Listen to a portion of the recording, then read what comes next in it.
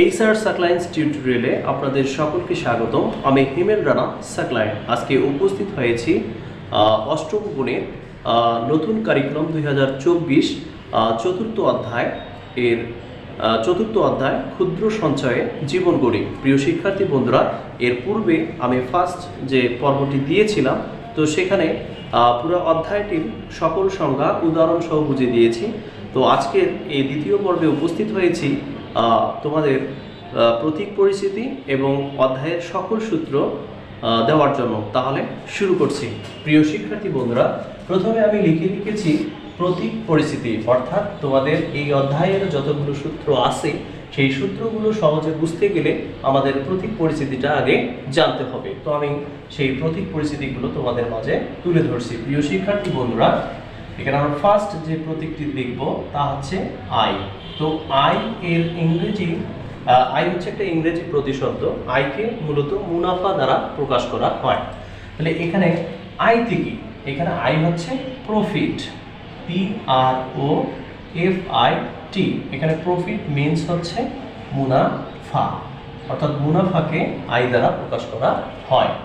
এরপরে হচ্ছে ফি, P for হচ্ছে প্রিন্সিপাল, পি ফর হচ্ছে প্রিন্সিপাল। তো প্রিন্সিপাল মিনস হচ্ছে আসল, প্রিন্সিপাল মিনস হচ্ছে আসল বা মূলধন, বা এটাকে তোমরা মূল বলতে পারো, এটাকে তোমরা মূল বলতে পারো। তো পি ফর হচ্ছে প্রিন্সিপাল, প্রিন্সিপাল মানে হচ্ছে আসল অথবা মূলধন অথবা মূল। এরপরে আমরা লিখব আর। তো আরতে কি বলতো? আরতে হচ্ছে রেট অফ ইন্টারেস্ট। আর মিনস হচ্ছে rate of interest, rate of interest. Rate of interest মানে হচ্ছে মুনাফার হার, মুনাফার হার। তো মুনাফার হারকে রেট অফ ইন্টারেস্ট থেকে আর নেওয়া হয়। এরপর হচ্ছে এম, এম ফর হচ্ছে টাইম, TIME। টাইম মিনস হচ্ছে সময়। এখানে এম হচ্ছে টাইম, টাইম ফর হচ্ছে, টাইম মিনস হচ্ছে সময়। এরপরে যে প্রতীকটি আমি জানাবো তা হচ্ছে এ, এ ফর হচ্ছে টোটাল অ্যামাউন্ট, এ ফর হচ্ছে টোটাল অ্যামাউন্ট, AMOUNT। তো প্রিয় শিক্ষার্থী বন্ধুরা, এখানে এ ফর হচ্ছে total amount, R a means হচ্ছে, এটাকে আমরা যদি বলি তাহলে এটা কি? এ হচ্ছে স্ববৃদ্ধি মূলধন, স্ববৃদ্ধি মূলধন অথবা মুনাফা আসল, মুনাফা আসল। এরপরে চক্রবৃদ্ধি মূলধন এবং চক্রবৃদ্ধি মুনাফায় যে শব্দটি ব্যবহার করা হয় তা হচ্ছে সি। তো চক্রবৃদ্ধি মূলধনকে সি দ্বারা প্রকাশ করা হয়। এর ইংরেজি প্রতিশব্দ হচ্ছে কম্পাউন্ড,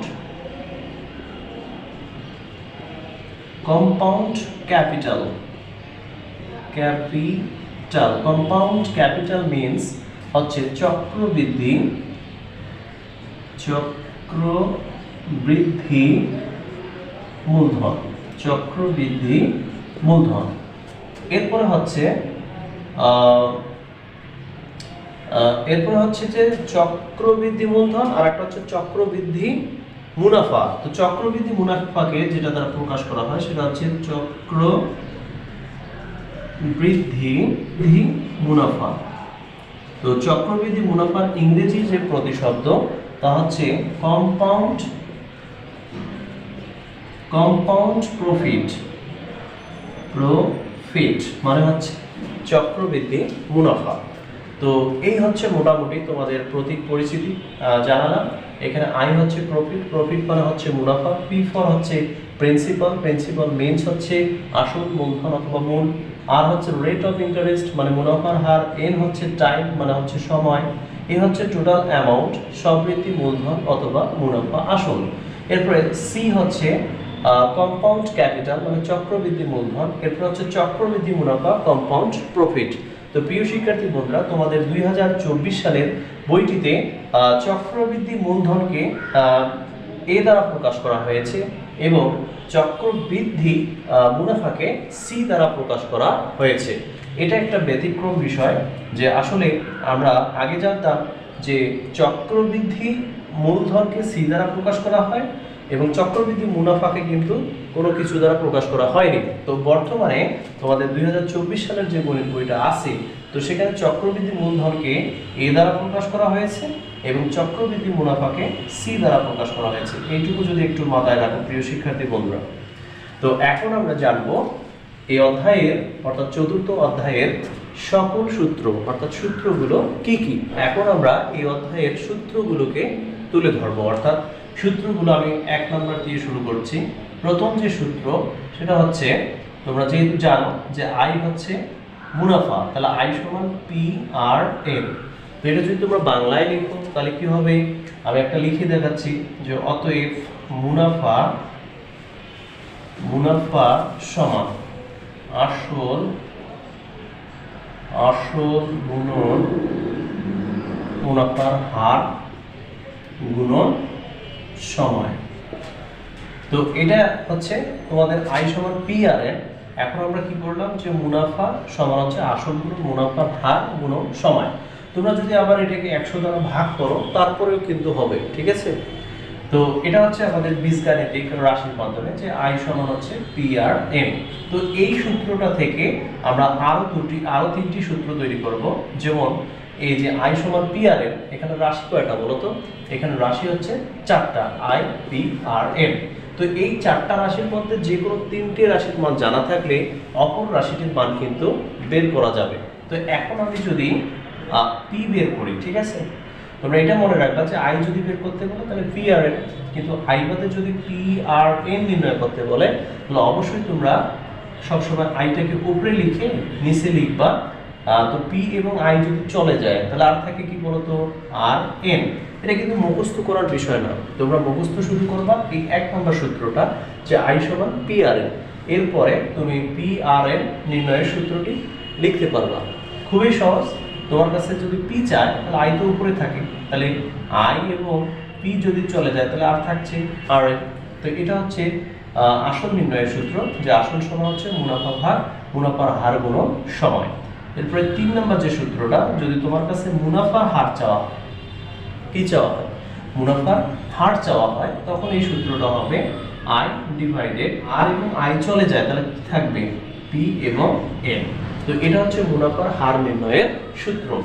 4 নম্বর সূত্রটি হলো সময় নির্ণয়ের সূত্র। তাহলে সমান আই সমান কি হবে, সময় এন সমান কি হবে, সময় এন সমান হবে আই বাই পি আর।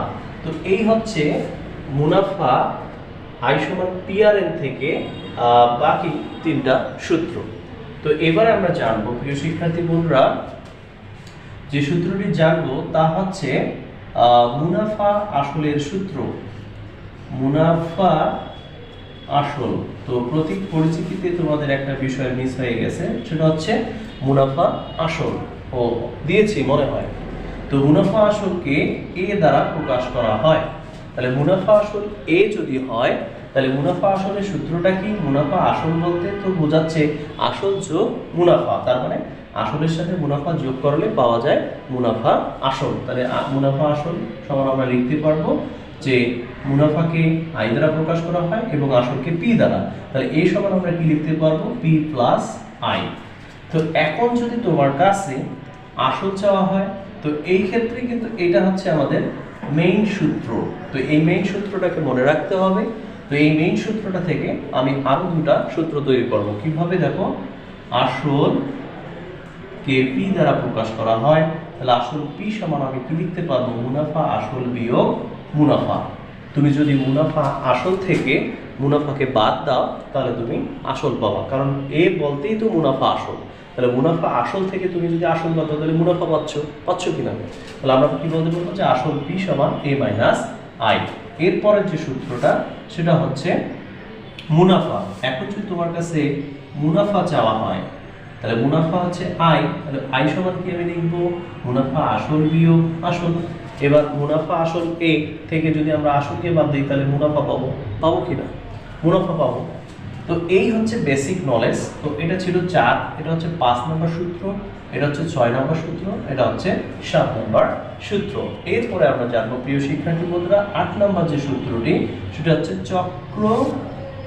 চক্রবৃদ্ধি মূলধন। চক্রবৃদ্ধি মূলধন। তো আগে তো আমরা সি ধরতাম, তো বর্তমানে তোমাদের বইয়ে এ আছে, তো আমি কিন্তু আসলে এই ধরলাম। সাপোজ মনে করো যে চক্রবৃদ্ধি মূলধন এ, সি যদি ধরো সমস্যা নাই, তাহলে চক্রবৃদ্ধি মূলধন এ সমান আমি কি লিখতে পারবো, P into 1 plus R whole to the power N. তো এখানে এ হচ্ছে চক্রবৃদ্ধি মূলধন, পি হচ্ছে আসল, আর হচ্ছে মুনাফার হার, আর এর হচ্ছে সমান।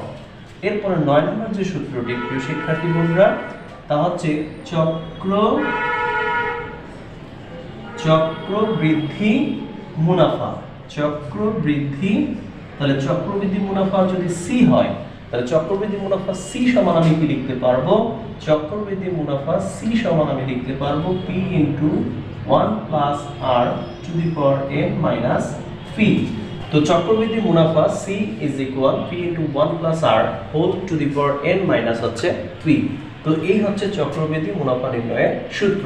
এবারে আমরা যেটি জানবো সেটি হচ্ছে লাভ ক্ষতির সূত্র। কি জানবো প্রিয় শিক্ষার্থী বন্ধুরা, লাভ এবং ক্ষতির সূত্র জানবো। তো তোমরা জানো যে লাভের যে সূত্রটা, তো লাভের সূত্র কিন্তু তোমাদের জানতে হবে লাভের ক্ষেত্রে। আমরা 10 নম্বর যে সূত্রটা লিখলাম সেটা হচ্ছে লাভের ক্ষেত্রে। লাভের ক্ষেত্রে লাভের সূত্র, ক্ষতির ক্ষেত্রে ক্ষতির সূত্র। তো লাভের যে সূত্রটা সেটা হচ্ছে এই 10-এর আমি 1 নম্বর দিলাম যে লাভ সমান হচ্ছে বিক্রয় মূল্য বিয়োগ ক্রয় মূল্য। তবে প্রিয় শিক্ষার্থী বন্ধুরা, তোমাদের এটা হচ্ছে মেইন বেসিক সূত্র। তো এই সূত্রটা থেকে আমরা আরো দুইটা সূত্র তৈরি করব। এই সূত্র দুইটা হচ্ছে, একটা হচ্ছে বিক্রয় মূল্যের সূত্র, আর একটা হচ্ছে ক্রয় মূল্যের সূত্র। ক্রয় মূল্য,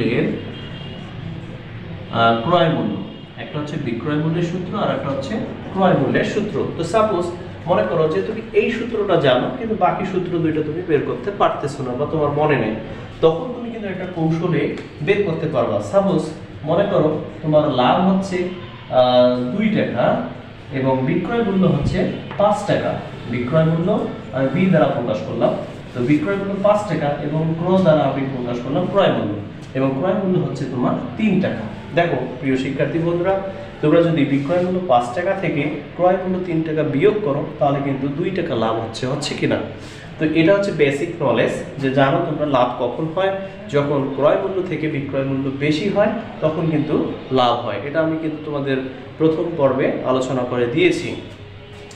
তো এখান থেকে এখন আমি যদি বিক্রয় মূল্য বের করি, এখন আমি যদি তোমার বিক্রয় মূল্য বের করতে চাই, তাহলে বিক্রয় মূল্যের সূত্র কি হবে? তুমি তো জানো যে বিক্রয় মূল্য তোমার 5 টাকা।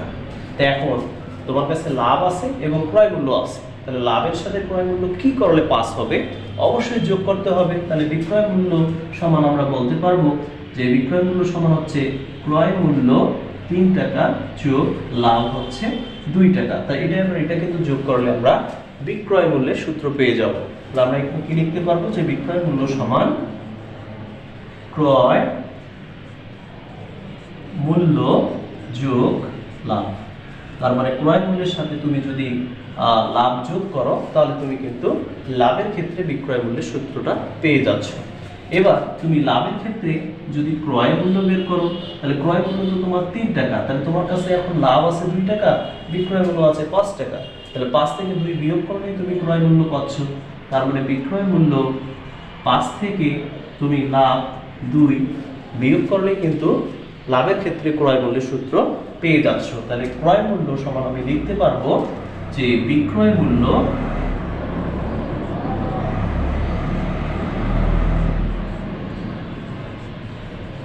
প্রিয় শিক্ষার্থী বন্ধুরা, তো লাভের ক্ষেত্রে ক্রয় মূল্য সমান আমরা লিখতে পারবো বিক্রয় মূল্য বিয়োগ লাভ।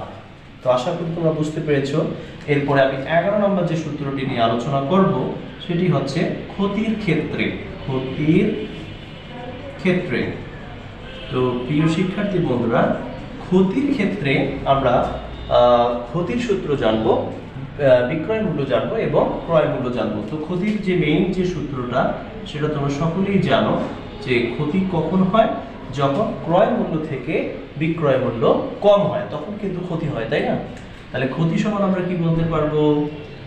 ক্ষতি সমান আমরা লিখতে পারবো ক্রয় মূল্য বিয়োগ কি? ক্রয় মূল্য বিয়োগ বিক্রয় মূল্য। ক্রয় মূল্য বিয়োগ বিক্রয় মূল্য। তো এটা হচ্ছে আমাদের বেসিক সূত্র। এই বেসিক সূত্র থেকে আমরা এখন জানবো আরো দুটি সূত্র। সেই দুটি সূত্র হচ্ছে ক্ষতির ক্ষেত্রে ক্রয় মূল্য, ক্ষতির ক্ষেত্রে বিক্রয় মূল্য। তো প্রিয় শিক্ষার্থী বন্ধুরা, এখন তোমরা সাপোজ মনে করো যে ক্ষতি মনে করো তোমার 1 টাকা, আর ক্রয় মূল্য মনে করো 4 টাকা, আর বিক্রয় মূল্য হচ্ছে তোমার 3 টাকা। দেখো 4 থেকে যখন তুমি 3 বিয়োগ করতেছো তখন কিন্তু ক্ষতি তোমার 1 টাকা। এটা হচ্ছে বেসিক। তো এই বেসিক থেকে আমরা ক্রয় মূল্যের সূত্র বের করব এবং বিক্রয় মূল্যের সূত্র বের করব। দেখো যে ক্রয় মূল্য ক্ষতির ক্ষেত্রে আমরা কিভাবে বের করব। তাহলে ক্রয় মূল্য সমান আমি কিভাবে লিখব? ক্রয় মূল্য আমার কত বলো তো? 4 টাকা। তো এখন আমাকে 4 মিলাইতে হবে। তাহলে আমি বিক্রয় মূল্য 3 এর সাথে যদি ক্ষতি 1 যোগ করি তাহলে কিন্তু 4 হয়ে যাচ্ছে, হচ্ছে কিনা? তখন কিন্তু আমি বলতে পারি যে ক্রয় মূল্য 4 সমান বিক্রয় মূল্য 3 যোগ ক্ষতি হচ্ছে 1। তো এই 3 এর সাথে 1 যোগ করলে কিন্তু আমি ক্রয় মূল্য পাচ্ছি। তাহলে ক্রয় মূল্য সমান আমি কি লিখতে পারবো? ক্রয় মূল্য সমান আমি লিখতে পারবো বিক্রয় মূল্য যোগ হচ্ছে ক্ষতি। তো আশা করি বুঝতে পেরেছো। এরপরে 3 নাম্বার যে সূত্রটি তা হচ্ছে ক্ষতির ক্ষেত্রে বিক্রয় মূল্য। শিক্ষার্থী বন্ধুরা, ক্ষতির ক্ষেত্রে আমরা বিক্রয় মূল্য বের করব। তো আমাদের ক্ষতির ক্ষেত্রে বিক্রয় মূল্য হচ্ছে 3 টাকা। তাহলে আমি যদি 4 থেকে ক্ষতি মানে ক্রয় মূল্য 4 থেকে যদি ক্ষতি 1 বিয়োগ করি তাহলে কিন্তু আমি বিক্রয় মূল্য পাচ্ছি। যে বিক্রয় মূল্য 3 সমান হচ্ছে ক্রয় মূল্য 4 বিয়োগ ক্ষতি হলো 1। তাহলে 4 থেকে 1 বাদ দিলে হচ্ছে 3। তাহলে বিক্রয় মূল্য এর সূত্রটি হচ্ছে ক্রয় মূল্য বিয়োগ ক্ষতি। তো এই হচ্ছে আজকের সূত্র। প্রিয় শিক্ষার্থী বন্ধুরা, তোমাদের এই অধ্যায়ের সকল সূত্র আমি আলোচনা করার চেষ্টা করেছি। তবে আরেকটি সূত্র আছে, একটা বই দেওয়া হয় কিস্তি আদায়ের। তো সেখানে কিন্তু 1 2 3 মানে কয়টা কিস্তির সংখ্যা সেগুলো কিন্তু ওখানে তুলে দেওয়া থাকে। তুমি একবারে যদি টাকার পরিমাণটা বের করতে চাও তাহলে এই সূত্রটা তোমাকে জানতে হবে যে y সমান mx প্লাস সি। এই সূত্রটা যদি তুমি জানো তাহলে তুমি একবারে কিস্তির সংখ্যা দিয়ে তোমার কিস্তির পরিমাণটা যদি তুমি গুণ করো এবং তার সাথে যদি তুমি প্রারম্ভিক জমাটা যোগ করো তাহলে তোমার মোট জমার পরিমাণ মানে কত টাকা তুমি জমা করছো, কয়টা কিস্তিতে কত টাকা জমা করছো সেটা একবারে বের হয়ে যাবে। তো এটা আমি তোমাদের তৃতীয় পর্বে আলোচনা করব। প্রিয় শিক্ষার্থী বন্ধুরা, আজকে এই পর্যন্ত। ভালো থাকবে, সুস্থ থাকবে। আল্লাহ হাফেজ।